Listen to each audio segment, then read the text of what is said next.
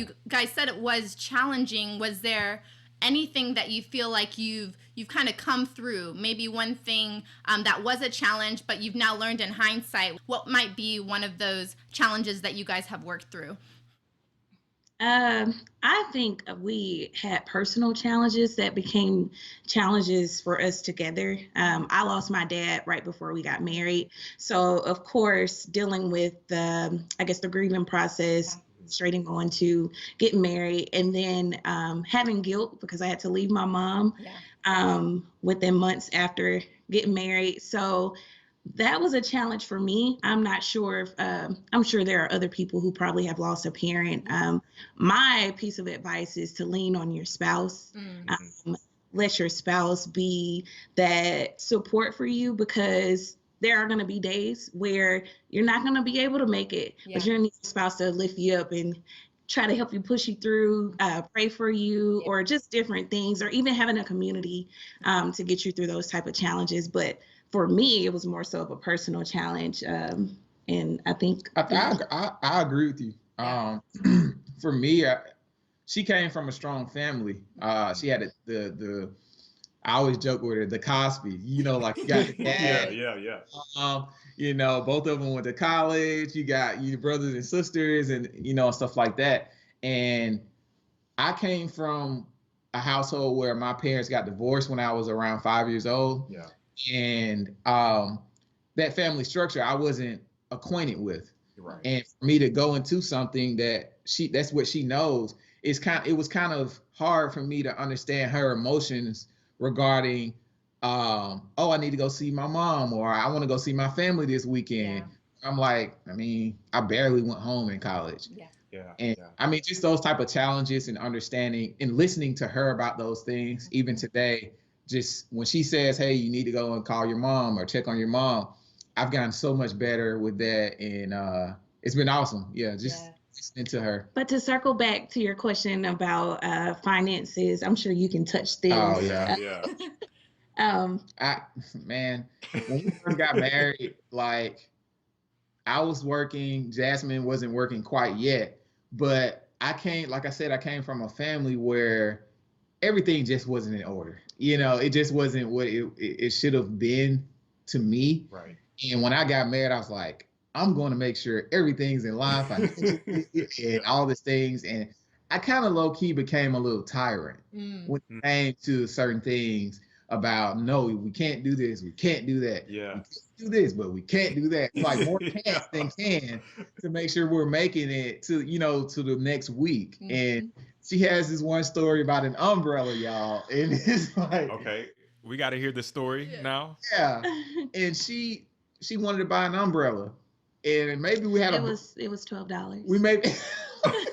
We maybe had a broke down umbrella at the time, and I was just like, you just need to use that broke down one. It's not in the budget. It wasn't in the budget, and just hearing that is so embarrassing because it came a mighty long way, God, and it's just like that was one of the things, and we're here laughing, but it was a hard time in figuring that out with each other. Yeah. So my advice for any young couples who are dealing with, I guess, finances or just any kind of challenge, you have to be on the same page, because the idea is that you're having two people who's trying to become one. And it's not easy. So before you make that step saying, okay, I want to be married, I would suggest marriage counseling. I would suggest reaching out to maybe some married people in your family, or even married couples who you have as friends. I think that's a good thing, but definitely have a plan for what it is you want from each other, because if you don't have that plan, you're setting yourself up for failure. No, that's good. That's so good. And I love that story, by the way, of just the umbrella story. I feel like that's something you all can like tell your grandkids or something. But I want to ask a little bit more about that, because you all touched on some very key things. And what I wanted to know was, like, at that time frame, just getting married, 23, 24, and talking about how you all did mature. How, like, what were some of the, would you say maybe some of the turning points that kind of got you all through those like umbrella story moments, or did you all kind of sit down and have any like conversations as to, like Jasmine, did you have to sit Rod down and be like, baby, I know you're really serious about the finances, but you know, we just have a little like, were there any kind of conversations, or just were there times where you kind of like felt like you guys were able to work out the tension and really just grow? Ugh. I would say for me, being on the other side now, I have to say that the budget that he had for us, it It was was right. ridiculous. No, it wasn't. It was right. And I'll say this, I wasn't working at the time. I was trying to find a job in Atlanta. So we really we didn't have much that was coming in. So we needed the budget, and I can say that now, you know, growth. But at the time, I think we would spend some of our budget meetings like, let's just end it right here. We'll come back to it It was next too time. tense. Yes. Yeah. It was. But I'll tell you this, once I got a job, we tried another approach. That didn't work. And I did have to sit him down and say, okay, babe, like something has to give. And once we had that sit down, it got better. We actually, and this may be going too deep, but at first we had separate bank accounts, and I know there are people who have separate bank accounts. But the turning point was we decided to have one main account and have two personal accounts, you know, for personal spending for me and personal That's spending. good. Yeah. That's good. And then when we decided to do that, that's when everything like it came together, and that's when we started seeing our wheels rolling. Yeah. It was literally action. Like, you can't be so afraid of the outcome of something that you don't try. Yeah. Right. So we tried the first thing where I made a budget, y'all. To 20? I made a No. budget. To Let 20? me say it. Okay. I'm confessing to my. Let us know now. Let the folks know. I would be doing a spreadsheet. I would make a budget for 30 years out, because I was trying to see by 50, man, we'll have five. I'm like, babe, by 50, we'll have 500K saved up. Hey, I'm that's like, vision, right? That's legit. it's too much vision. But it stressed me out. I was like, man, so we're gonna live like this until 50. Like it was it's ridiculous. No way. I put raises in, y'all. I projected when Jasmine would start her career. Wow. I had too much going on. And like she said, we tried the one thing with the umbrella. We went to the thing with the we did percentages based off of income. Tried that, didn't work. And then we went to the joint account with personal accounts.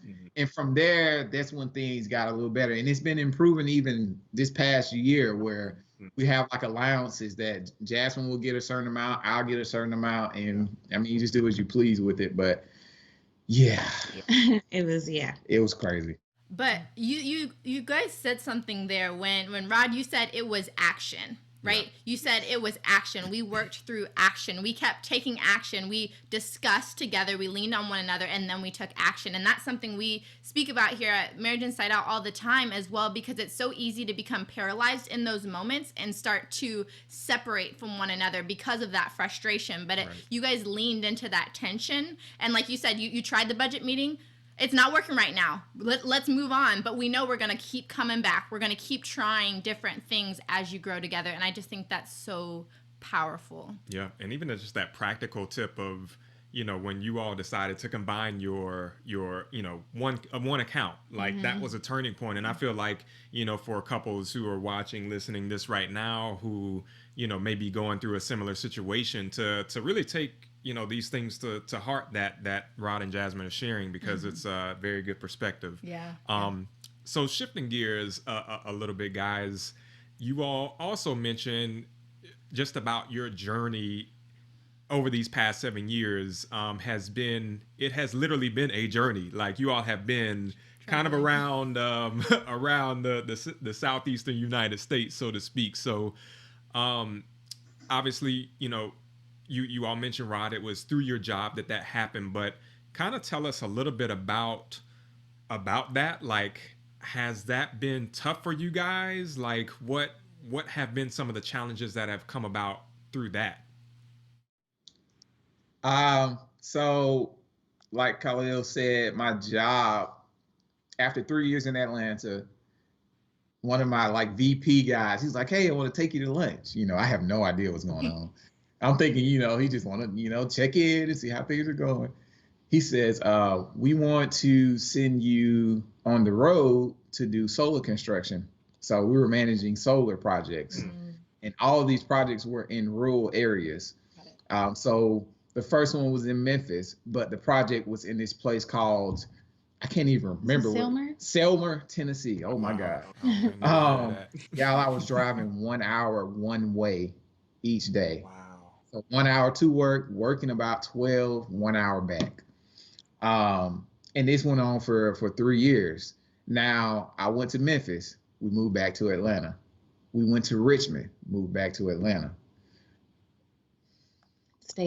Stay with one of her cousins in their second bedroom, because my previous situation, we were living in a what is it called? Like an extended stay. Yeah, an extended stay. Oh, yeah. I was approached by a higher up that said, "Hey, we have to get you out of here. You need to get a temporary apartment for the next 2 months until your next assignment." And those type of situations, apartments can end up being $2,000 a month. Yes. Yeah. And then they didn't want to have any, input in that as far as like helping pay for it. So we ended up staying with her cousin. Yeah, we rented out a bedroom. We rented a bedroom with an air mattress. Like, wow, y'all, this Married is like doing this now. Married, yes. And then I'll add, think about after this doing that, we went and bought a house. Oh yeah, yeah. We were so it was just so much that we were like, we need some type of stability. Yeah. We need Yeah. to just buy a house. And we bought a house, and then that took me to my third assignment, which was the third year. And y'all, this is probably the 8th time we've moved. And this time Jasmine stayed in Atlanta and I went away to Jackson, Tennessee. That was my third location. And that was the last straw. So we were living separate for about 6 months. And I just remember one person saying never to leave your spouse. And I mean, I know we have military people and things like that, but when it comes to domestic work in the United States, never risk your marriage for a paycheck, So I was feeling the burden of that decision. I had made that decision where I did leave my wife to make sure we had an income, but it didn't work out. It wasn't working. So there was a lot of challenges there, and we overcame them together, like we spoke about earlier. But it was serious. It was serious. I'll add, at first, when he was going to that meeting, I called him maybe a day before, and I was like, I want something different. Like, because his work was not where I wanted to be. And it was just, everything was going through my head about like where I should be as far as career at the age I was at. So I told him, I was like, I want something different. I want to leave Atlanta. And then like 2 days later, that's when he came back to me. Well, no, I think it was a day later. He came back to me and said, we're moving to Memphis. Wow. So in the beginning, it was exciting. Like, oh my gosh, I'm happy. We're moving to Memphis, even moving to Virginia, buying a house. Everything was great. And I mean, looking back, it still was a great experience. If we had to do it again, I would definitely say yes. But during that time of us traveling, I didn't have a career. So when he's away at work, I'm either, when we got to Memphis, I went to stay with my brother to take a couple of classes. So I'm trying to pick up the pieces up for my career, but it just wasn't coming together. And like he said, that last move, when we were away from each other, I actually got a chance to plant my feet. I started accelerated boot camp for web development. And that was good. But then he had to move again, and we had to put a stop to it. We had to put a stop to it.